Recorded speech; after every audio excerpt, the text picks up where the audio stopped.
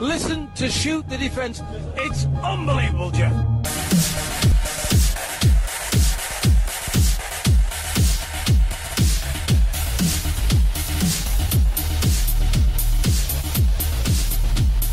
Hey guys, welcome to Shoot the Defence. This is the Save Association's launch.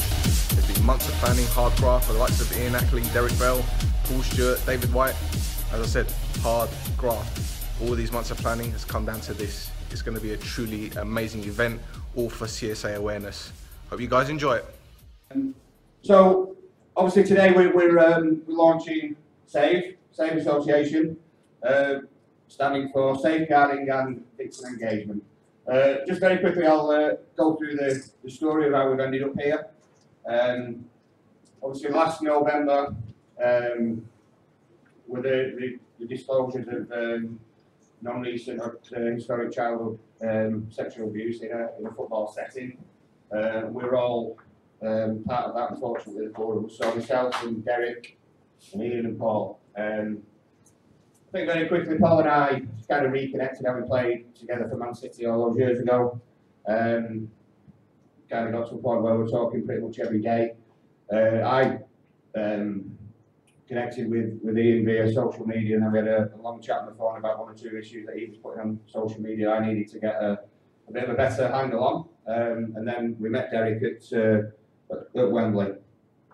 The first meeting at Wembley with the FA was, I think, probably quite a surprise to them. I think they were expecting us to go in, banging the desk, and you know, there's issues here, there's issues there, and that is absolutely not the way at that time we were feeling. I think we just all wanted to understand what the landscape was in safeguarding, and to ensure that these people that were coming forward with their tales, with their stories, were being supported properly.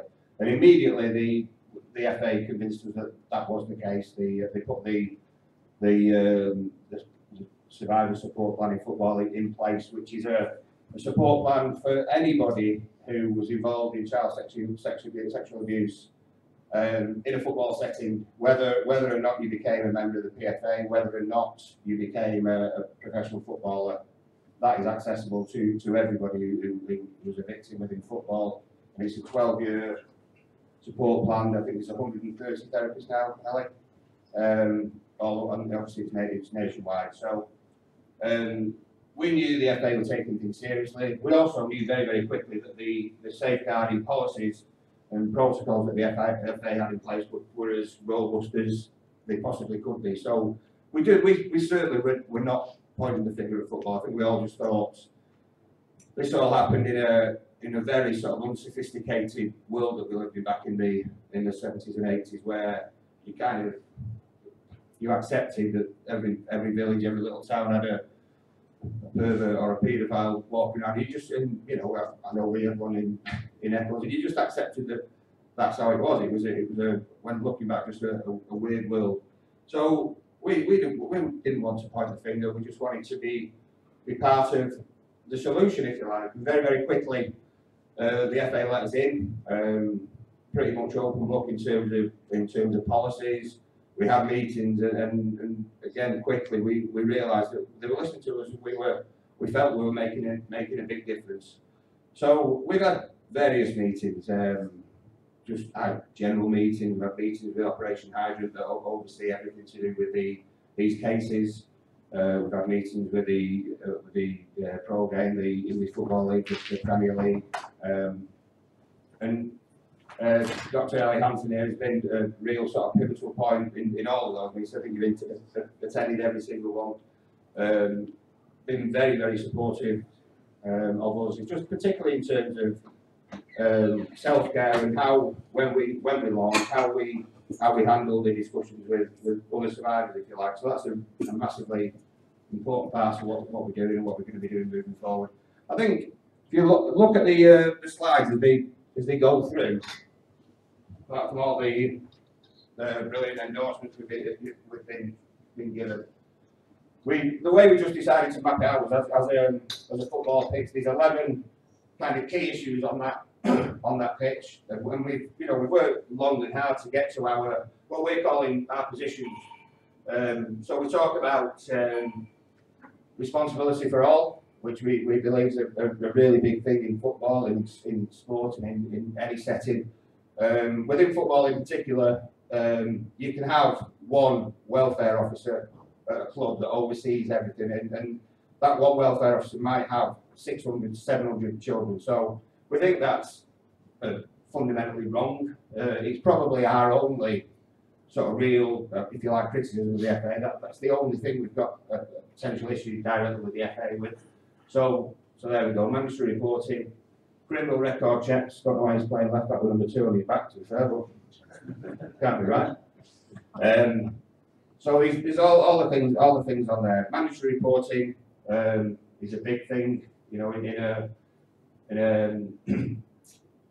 what's the word I'm looking for there, Ian? In a setting, it's a major issue. Regulated activity. There we go. Any regulated activity, you know, we believe that if you have suspicions of abuse or you witness abuse, you should be legally obliged to report that. That isn't the case in this country. Criminal record checks are a big thing. We don't have a system in England where the DBS system, as much as everybody thinks it's absolutely amazing, it does not trigger back to a setting. So you get a criminal record check. It's good on the day it's issued. If you do something in the meantime, we need a system we believe that absolutely triggers back to that setting to say, look, there's an issue with this individual, and you can risk assess. So just have a look at the slide. Obviously, Paul's over in the corner there. Ian sat here. Derek sat there. We'll have a wander around. Any questions you want to come and talk to us about, we'll obviously more than welcome to do that. I'm sorry about the heating, it's so hot. I do apologise. That's about it. I think I've talked enough today, to be honest with you, if that's okay. So we'll enjoy Prosecco, and we'll have a wander around and have a chat with you all. Okay, thank you.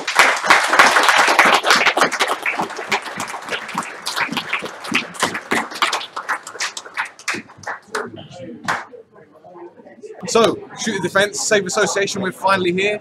I'm joined by Ian Ackley, face to face. Absolutely. Not over the phone. Pleasure to meet you. Absolutely, pleasure's mine, mate. So, it's been a fantastic day, great setup. So far, so good. Yeah. Very happy so far. Touch wood. Absolutely. Yeah. What do you think you've got from this so far? Well, just the enthusiasm people are showing for Save and the genuine interest in what we're doing. I wasn't sure what response we were going to get, and obviously a bit nervous and anxious about it, but I'm overwhelmed with the response. I'm really happy with it. Fantastic. And what media outlets have been here today? Well, I think the BBC, ITV, Sky. I know that Radio 5 have been down. We've had the Daily Mirror down. I think there are some other media agencies, yourselves here as well. And generally, the press release was packed. So some of the guys, I don't even know which channels or which media agencies they were representing, but it's got to be a good thing, I think. And you've had a couple of charities here as well, haven't you? Have we? Yeah, you have. Okay. I mean, I've got one of their business cards here, but yeah, with people with learning disabilities. Okay. There's a charity here, I forget what they're called, actually I shouldn't remember. I spoke to the guy that founded it, but yeah, they were really impressed with the things that you guys are doing, and yeah, it's so far so good. That's fantastic news. I didn't realise. I've not had a really chance to sort of get around the room and speak to people yet, generally, but I'm sure I will as the day goes by. But that's fantastic news. Great stuff. And what would you say are your long and short term ambitions for this? Because obviously it's a starting point. Yeah. You can't foresee the future. I guess you're just taking it each day as it comes. Yeah. So what have you got for like a 5 year, 10 years? Is that something you guys have got? Well, it is, but it's very hard to put that time scale on it at the moment. I think I said to you last time we spoke, maybe mandatory reporting would be something that would take longer. Yeah. Actually, after I spoke to you about that, I thought about it. Actually, that's probably one of the ones we want on a shorter term. Actually, but we need it now. So I'd say 5 years might be realistic, but in my heart, I would like to see that pushed through as soon as possible. So we've got the 11 charter points we've got up. I think as we see things develop, organisations and individuals make themselves known to us, then that will give us a clearer idea about which ones we can move on where and how long it's going to take. And on the final note, how much support have you had from the football community? Because I know Robbie Fowler, Tony Coton, Ian Bishop, they've all weighed in, even Gascoigne weighed in with testimonials, so to speak. Paul Lake is here as well. Yeah. Any more feedback from other guys? Just generally been very positive. I mean, speaking to Paul today, you know, he was really positive about going forward and possible opportunities, you know, to work together. And it's just a real pleasure and honour to have people of such stature within the sport coming out and showing their support, really.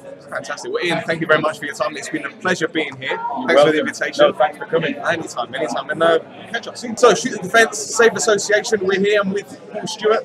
It's an absolute pleasure to talk to you finally face to face. Yes. We spoke numerous times. We spoke numerous times over the phone and via text. Yeah, so yeah, pleasure meeting you. Pleasure's all mine. I haven't told you this story, but I remember that 91 FA Cup final because I'm a Man United fan, but I've got a lot of Spurs supporting relatives. Watching the game with my cousin, he went absolutely potty when you got 8 equaliser, and I think he's actually jealous now I'm here talking to you. Really? Like a cup final hero and all that kind of stuff. So it's actually great to yeah. I mean, it's a long time ago now, of course. But yeah, still fond memories. I was back at White Hart Lane for the last game there with all the other players, as we call them, legends, if you will. So it was an honour to be invited for the last game. Absolutely fantastic. And this event has been brilliant. There's the turnout, the reception from the press, especially.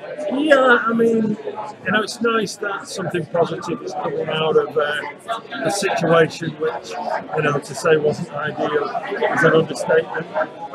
I hope that people see that we're there to help, to basically make it safer for our future generations. Really, I mean, you know, this is a game we all love. I hate the fact that it's been tainted by the abuse that went on in the 70s, 80s, and 90s. But we've got to look forward. You know, there's no point in dwelling on the past.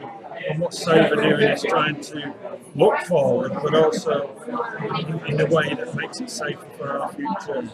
You know, David Beckham's, Ryan Giggs, you know, Gascoigne. You know, we still want to bring that talent through, but make sure that it's safe and bring it through. Absolutely. And one thing I didn't get the chance to ask in the press conference.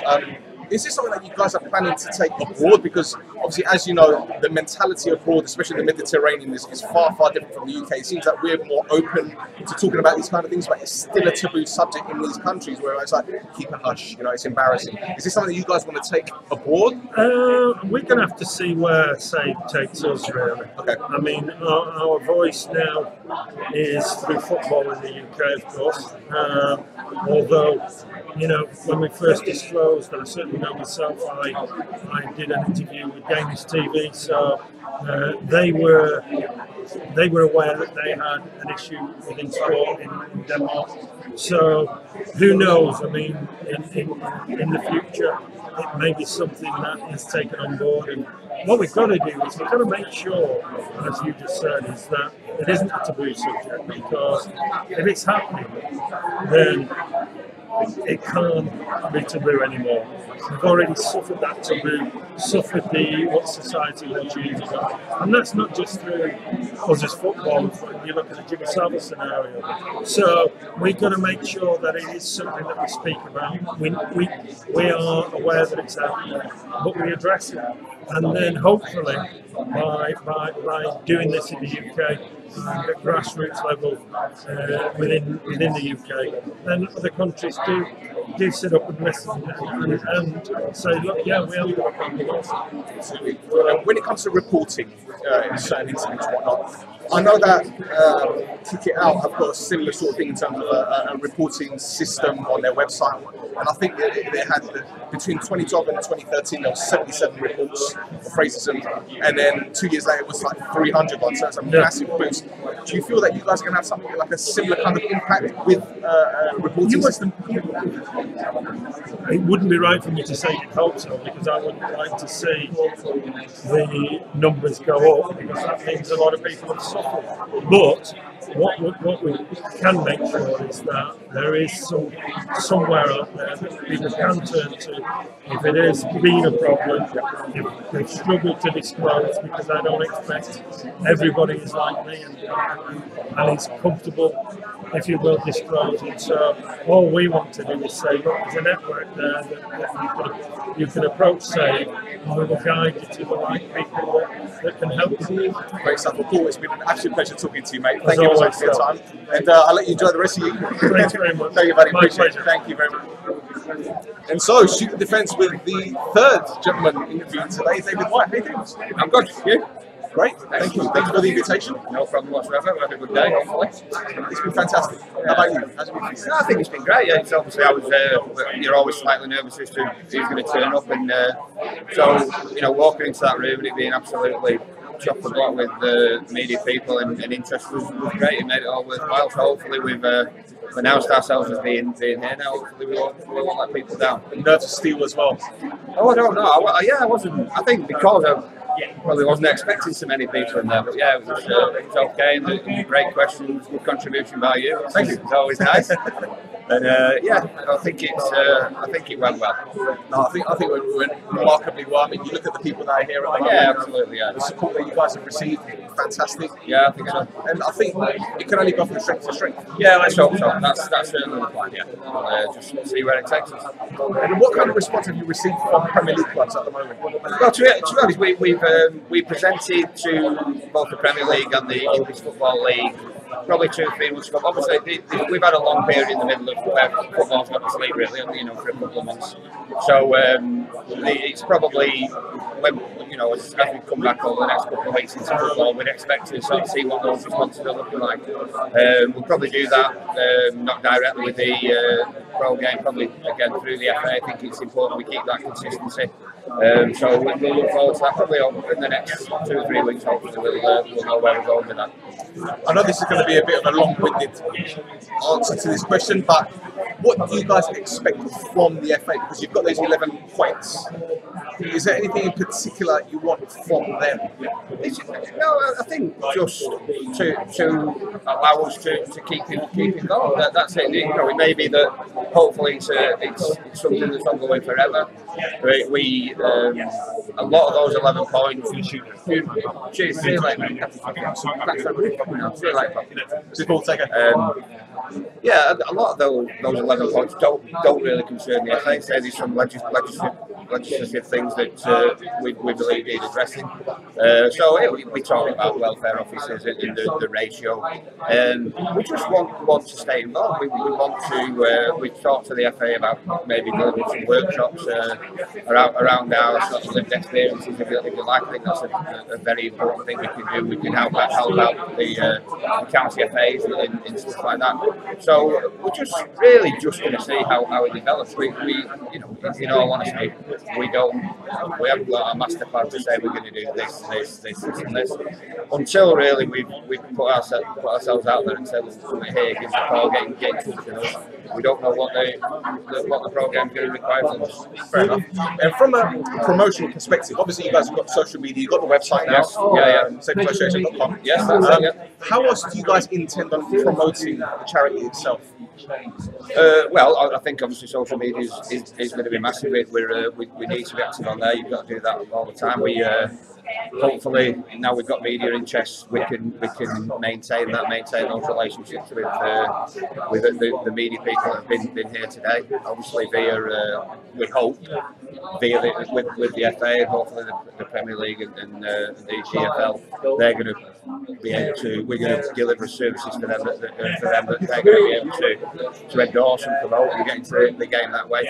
And obviously we've got Lord Goddard, who's our voice in Parliament, if you like. So there's various ways we've got to be doing that. Great stuff. And on a final note, local authorities, are they getting involved as much as you'd like them to? We've not had any conversations with local authorities. In all honesty, today. Again, that's something we need to be looking at in the future. At this moment in time, everything we've done has been focused directly around football. And I suppose the bigger issue stuff. I didn't expect to be sat here today talking about mandatory reporting about criminal record checks, but the wider picture stuff maybe comes as a surprise to me. I think when some of these issues you talk to your average man on the street, and it's staggering that the situation with DBS and stuff like that. So no, we've not had any discussion with local authorities, but hopefully in the future we'll be doing that. I think in a situation like this, when you discuss it with other people involved in a bigger scale, you always tend to unravel. Yes, and I've seen that happening today as well. It's great to see all these people here who've come along to support us, who've also shown interest in what we're doing. I've had various conversations today, again, that I didn't maybe expect to be having, but that's fantastic. But yeah, you say things do unravel, and hopefully we can do some good. Great stuff, and good luck to you. It's been absolutely fantastic talking to you. Before you go, that 5-1, it still hurts. The United 5-1, I'm sorry about that, I do apologise. It's alright, thank you very much. Appreciate your time. Cheers, pal. Thank you. Thank you, appreciate it. Thanks for the invitation. Cheers. Derek Bell, welcome to Shoot the Fence. Thank you for inviting me to your lovely launch. Yeah, it's great. Thanks for Shoot the Fence supporting us. Another group that's trying to make change. Like yourselves all, we go about yourself, and it's great to be supporting ourselves today. It's an absolute pleasure, mate. One thing I need to know, which I haven't asked the others, how long does something like this take to prepare? I mean, you guys have had a lot of response from ex-pros, Paul Lake's been here. How do you guys plan something like this? To be honest, we're still very much just going with the flow. Yep. Obviously we've met with the FA, and we've been working with 8 months with the FA. And what we didn't want to do is just jump into something and launch something that we didn't have any meaningful objectives or policies, or we wanted to make sure they were in place before we actually launched. We were going to launch at the end of the season, but we decided not, because we're still in discussion with the police and tying up a few things with them, tying up a few things up with the PFA. The PFA and the FA have been fantastic in their support. So we just wanted to wait to the right time. We thought the start of the season would be the right time. The event, yeah, great. There's a lot of media interest, and hopefully we continue. Like yourself, when you put the start up, it's a start of the journey. This is the start of the journey. It's not, that's it, launch and whatever. We've got a lot of work to be done, and hopefully all positive work around what we're trying to achieve. Out of the 11 key points that you guys have conjured up, obviously reporting would be, I wouldn't say the main one, but that's a starting point, isn't it? Which one do you think follows? Which one would you say is just as, if not, are they all as important as each other? I think me personally, I'm very big on mental health. Having been through the court case, having been through the system, having done the journey of giving a statement, going to court, the after effects of court, my own personal journey. I've been sectioned under the Mental Health Act myself. I still receive therapy. So, it's an ongoing thing. So for me, from a personal point of view, but also as a group, I think mental health in football is a big thing. I was lucky enough to be chairman of Gates Football Club for 7 years, and I've seen sort of the kids come out of academies, been in academies since the age of 16, and all of a sudden just told you're not good enough, and became a non-league club. The professional club now is Gated, come to my club, and the trauma on them really affected them. And then the other scale of it,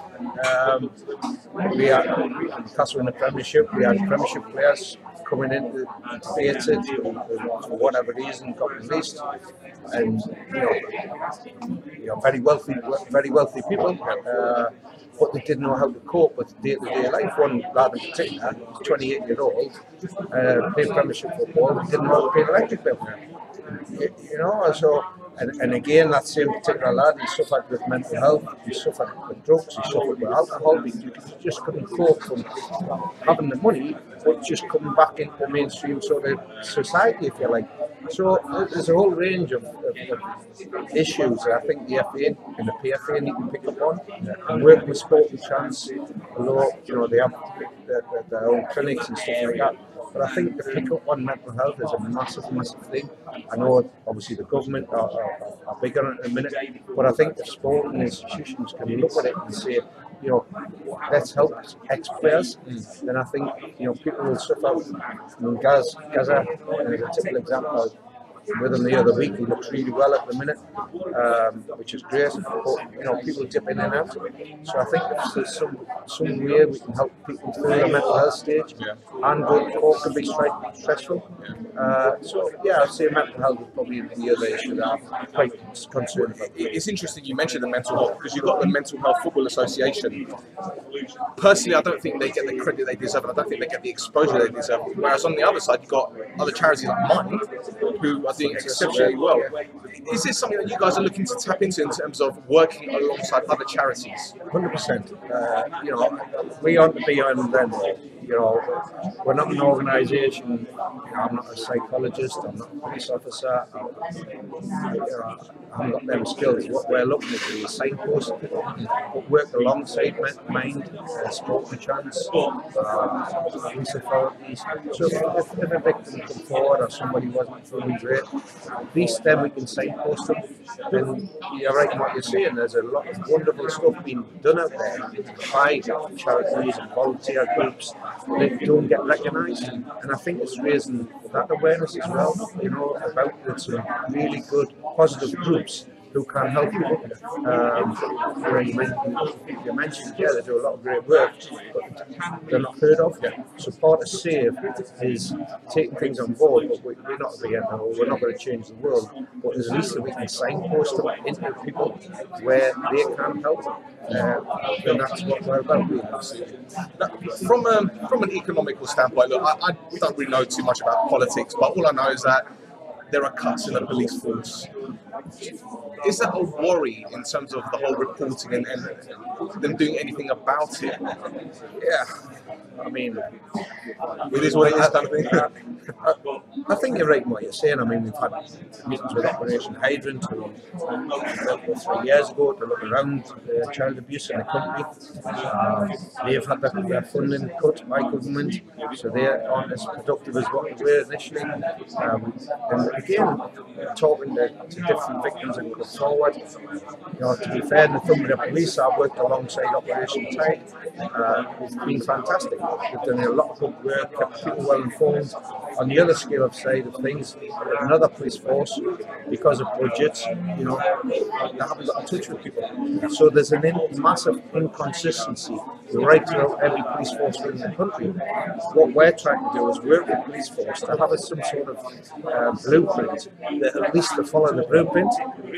And again, it's a resource thing. The Thumbria Police may be different from Greater Manchester Police, may be different from Devon Police because of funding. What we're trying to do is some sort of collaboration right across the board that at least they come to the minimum sort of standards, what we think they should be doing for victims. Absolutely. And what's your take on this misconception that paedophiles and child abusers are only within coaching or whatnot? Because it could be relatives, it could be friends and families, it could be anyone, couldn't it? It's not as if they're walking around with a sign on their head. So. Yeah, I mean, if you look at, you know, I'm sure you've done the statistics, a lot of paedophiles are merely family members, and one way or the other. It's quite a high proportion of paedophiles actually are within the same family. Again, that is a concern.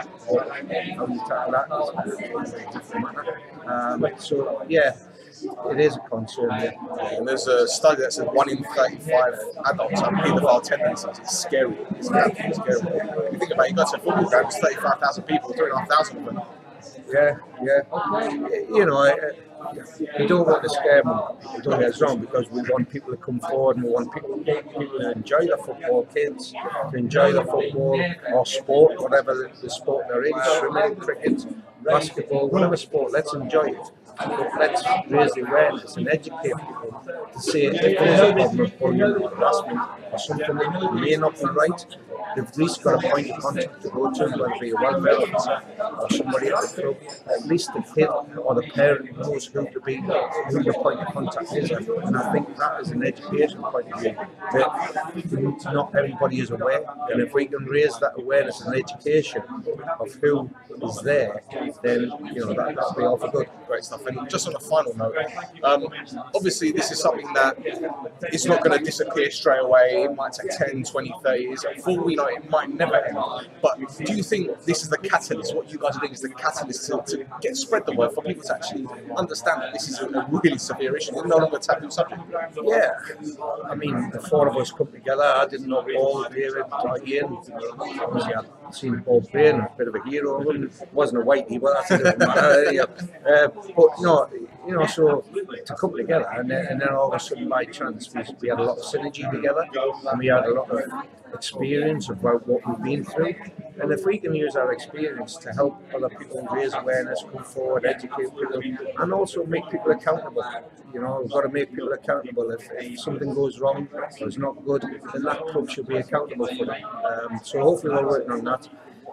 The longevity of it, who knows? That's one of the reasons why we took our time about launching, because we wanted to make sure that them 11 shirts are subject on our strip on the football pitch, each one of them we've got some content behind it. And then once we sort of tackle something that we think the FA or PFA or whoever it may be has picked it up, we've got a suspension. So we've got not just the 11 on the pitch, we've also got in the back of our minds something to replace it. So it's not as though once these 11 subjects are all dealt with, some might take a month to do. Mandatory reporting, as it's a massive thing that needs government changing. That could take a while, but we're bang on the drum with that.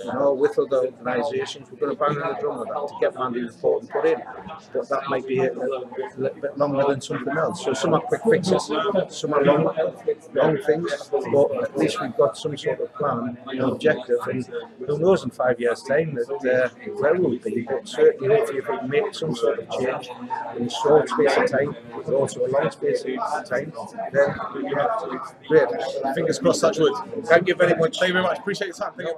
Okay, so I've just returned from the Save Association launch. It's been a fantastic event. I'd just like to thank Ian, Derek, Paul and David for inviting me and for their hospitality. As I said, it's been a remarkable event. The turnout was brilliant. Very, very pleased to have spoken to the guys face to face and heard their opinions. So yeah, feel free to visit the Save Association website, which is saveassociation.com, and get involved. I hope you guys enjoyed the interviews and the show, and we'll be back very soon. Take care.